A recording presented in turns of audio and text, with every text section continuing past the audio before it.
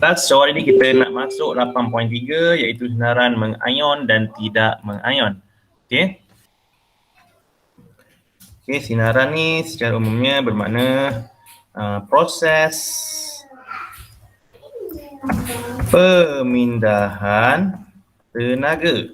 Okey. Yang ini kita belajar dalam tajuk haba. Okey, dalam tajuk haba suatu di tingkatan 2 lah. Okey. Haba ada yang dipindahkan melalui sinaran. Okay, selain daripada perolakan dan juga kondasi kan. Okay, so salah satunya proses pemindahan haba ialah melalui sinaran. Okay, so sebagai contoh, matahari membekalkan tenaga kepada bumi melalui proses sinaran. Okay, kita panggil sebagai proses sinaran lah. Contoh lain yang saya boleh bagi adalah unggun api. Okay, unggun api unggun api ni pun sama.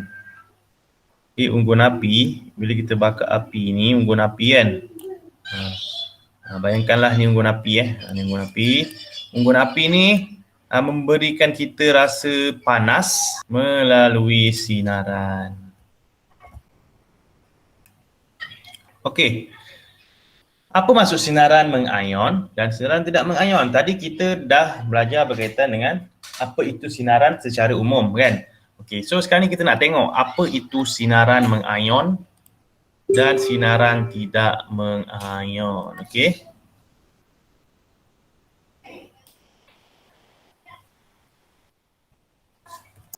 Okey, yang pertama sinaran mengayon. Okey, sinaran mengayon adalah sinaran yang mempunyai cas.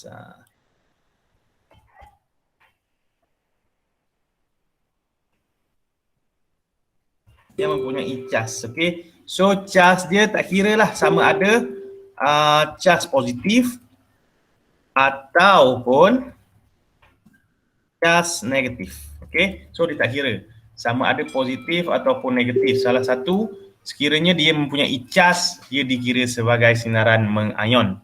Okey. Yang penting dia mempunyai cas. Okey. Apa pula sinaran tidak mengayon? Okay, sinaran tidak mengayon adalah sinaran yang tidak mempunyai cas.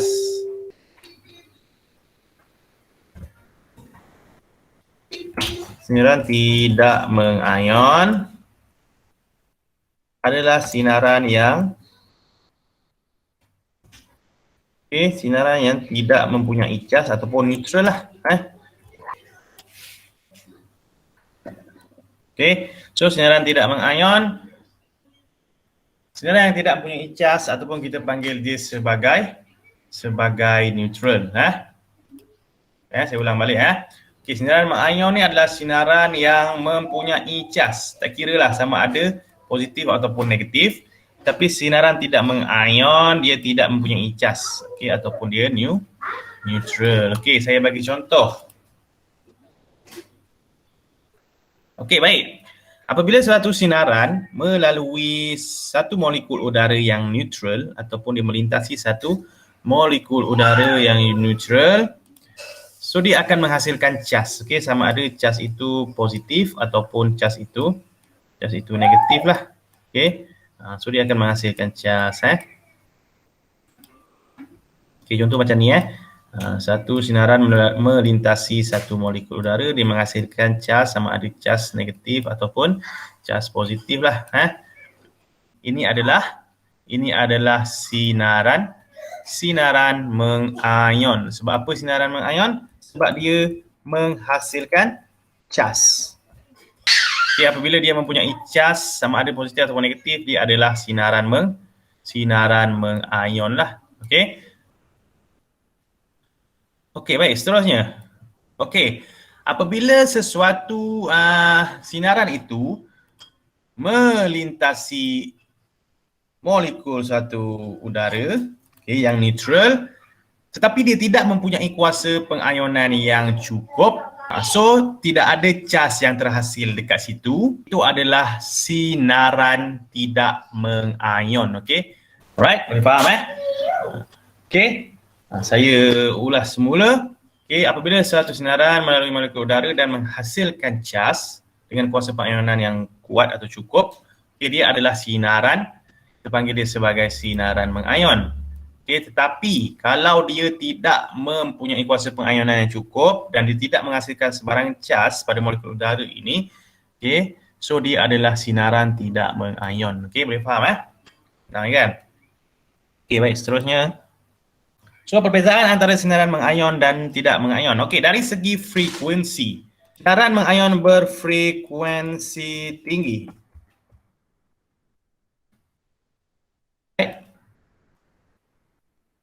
Okey, kemudian dia bertenaga tinggi.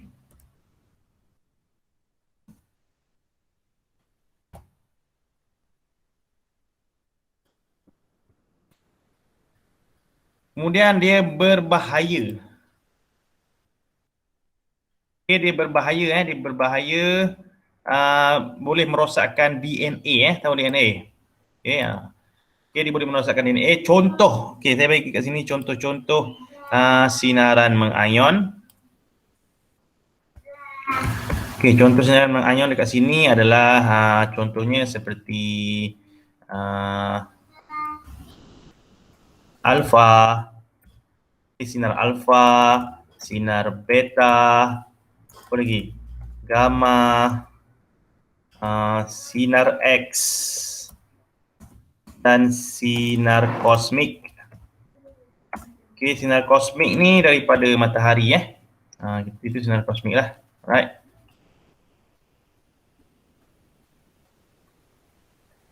Okey. Okey. Itu sinaran mengayon. Bagi sinaran tidak mengayon pula, okay, dia berfrekuensi rendah. Okay, kemudian dia bertenaga rendah. Okay, kemudian dia tidak berbahaya ataupun kurang berbahaya. Okay, dan contoh cahaya ultra ungu,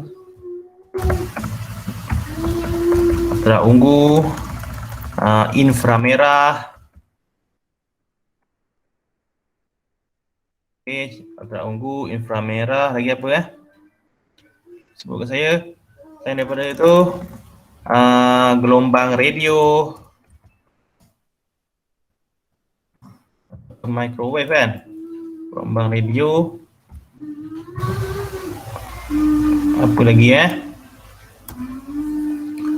gelombang mikro. Okey, gelombang mikro. Okey, dan ada lagi lah. Selain daripada ni awak boleh tengok dalam buku teks. Okey, ni contoh-contoh dia. Alright.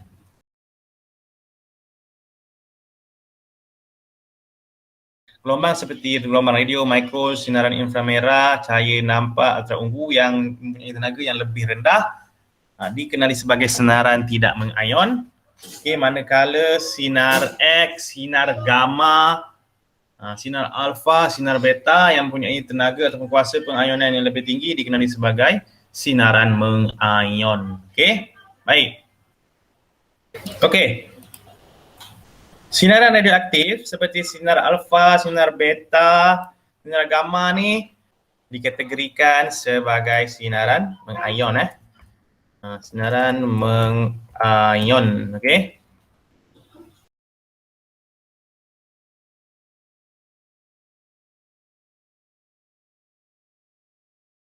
Okey, baik. Yang pertama kita nak tengok dari segi kuasa penembusan dia, okey. Okey, so yang pertama kita nak tengok kuasa penembusan sinar radioaktif. Okey, so ada 3 sinar radioaktif yang awak kena yang ni awak kena hafal lah. Alright. So awak kena ingat ni. Yang pertama saya nak awak pastikan awak ingat dia punya simbol. Alright, sinar alfa, beta dan juga gamma. Okey, so kalau dekat soalan biasa mungkin dia tak tulis alfa, beta, gamma je bagi simbol je. Okay, so ini simbol bagi alfa, kemudian beta dia macam huruf B ni. Alright. Kemudian gamma dia macam ni. Alright. Baik. So kuasa penembusan dia yang paling rendah adalah alfa. Okay, alfa mempunyai kuasa penembusan paling rendah dia hanya boleh dihalang oleh sekeping kertas saja. Okey, sebab dia punya had laju pergerakan alfa ni dia perlahan, dia sangat perlahan. So dia hanya boleh menembusi sekeping kertas sahajalah. Okey, bagi alfa alfa. Alright. Bagi beta pula, okey, beta ni dia lebih tinggi dia punya kuasa penembusan dia ataupun sederhanalah.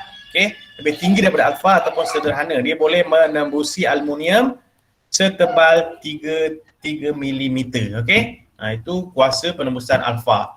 Okey, dan yang paling tinggi kuasa penembusan adalah gamma. Okey, gamma ni mempunyai kuasa penembusan yang paling tinggi sekali. Dia boleh menembusi pelambum setebal 10 cm.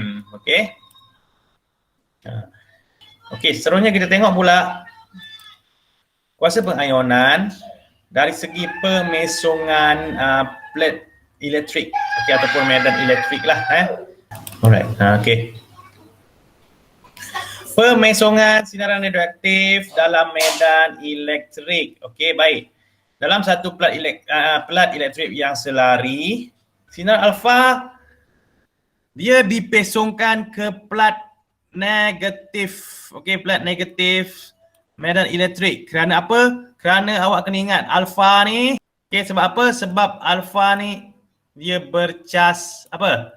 Sinar alfa kita dah belajar kan, alfa ni adalah nukleus asas bagi helium. So dia bercas positif. Okay, bila dia bercas positif, dia tak boleh ke plat positif. Sebab macam yang kita belajar dalam magnet pun sama kan. Positif dengan positif dia akan menolak antara satu sama lain. Jadi dia dipesongkan ke plat negatif. Okay, sebab dia bercas positif. So dia tak boleh nak pergi ke cas positif. Sebab apa? Dia ditolak ke cas negatif lah, ke plat negatif sebab dia bercas positif. Positif dia menolak. So dia pergi ke plat negatif. Okay, manakala beta pula, okay, beta ni dia bercas, beta ni dia ada cas elektron kan, negatif. Okay, so bila dia negatif, dia tak pergi ke plat negatif ni. Okay, dia tak pergi ke plat negatif ni, tapi dia pergi ke plat positif. Okay, dia berlawanan. Sebab apa? Sebab charge dia adalah negatif. So dia tak boleh negatif dia tak boleh dia menolak. Okey, sementara gamma ni dia tidak bercas, dia neutral. So dia tidak dipesongkan ke mana-mana plat. Okey, dia tidak boleh dipesongkan ke mana-mana plat sebab dia tidak bercas ataupun dia neutral. Jadi dia akan bergerak tegak sahaja ke hadapan, dia tidak dipesongkan. Okey.